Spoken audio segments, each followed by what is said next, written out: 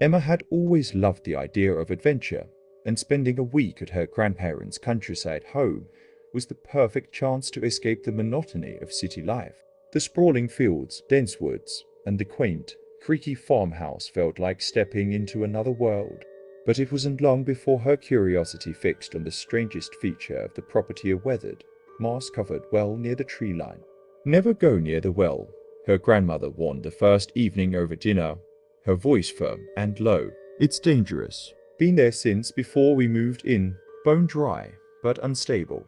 Emma's grandfather added, without looking up, "It's not just dangerous. That thing's got a presence. Always has. I'd steer clear of it if I were you." Her grandparents' unease only intrigued her more. How could a dry well be so mysterious? It seemed almost magical, waiting to be discovered. The next afternoon, Emma wandered the property with her camera. She loved capturing the golden light streaming through the trees and the sway of wildflowers in the breeze. Inevitably, her steps led her to the edge of the field where the well sat, half hidden by overgrown grass. It looked ancient, the stones chipped and weathered with age. The wooden cover was warped and splintered, with a jagged crack splitting it down the middle. A faint draught seeped through the gap, carrying the cool, damp scent of earth. Emma stood there, hesitant yet captivated. She leaned closer, peering into the darkness below. A breeze stirred her hair, and for a moment, she thought she heard something: a faint, raspy whisper. Emma. Her name. Emma's blood ran cold. She spun around, scanning the empty fields. No one was there. "Hello," she called, her voice trembling. The whisper came again, softer this time. "Emma, help me." Her heart thudded in her chest. It was impossible. There was no one in the well. It was dry. She stepped back, shaking her head, and ran back to the farmhouse, the voice lingering in her ears. That night, sleep eluded Emma. The whisper haunted her, pulling at her thoughts. It had sounded desperate, pleading, and almost familiar. By midnight, her curiosity overwhelmed her fear. She grabbed a flashlight and tiptoed out of her room, careful not to wake her grandparents. The night was still and unnervingly quiet. Not even the usual chorus of crickets accompanied her as she crossed the dew-covered grass toward the well. The beam of her flashlight wavered as her hand trembled. As she approached, the whisper returned, clearer this time. "Emma, you came back."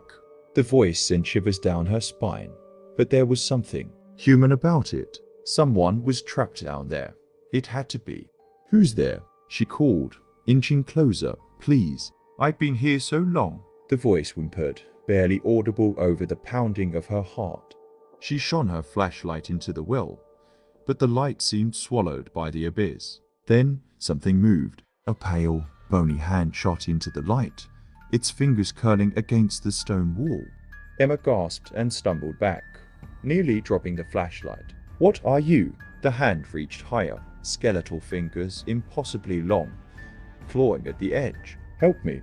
The voice rasped, now filled with an unnatural echo. Fear paralyzed Emma. She couldn't run, couldn't look away as the hand gripped the stones, pulling something closer to the surface. A head appeared, shrouded in shadow, its features twisted and wrong. Empty eyes glinted in the flashlight beam, and its mouth split into an unnatural grin. "Don't leave," it crooned, its voice now a guttural snarl. Emma screamed and turned to run, but the creature was faster. The hand lunged, wrapping around her ankle with icy strength. She hit the ground hard, her flashlight skidding away. Dirt and grass scratched her arms as she clawed at the earth, desperate to break free.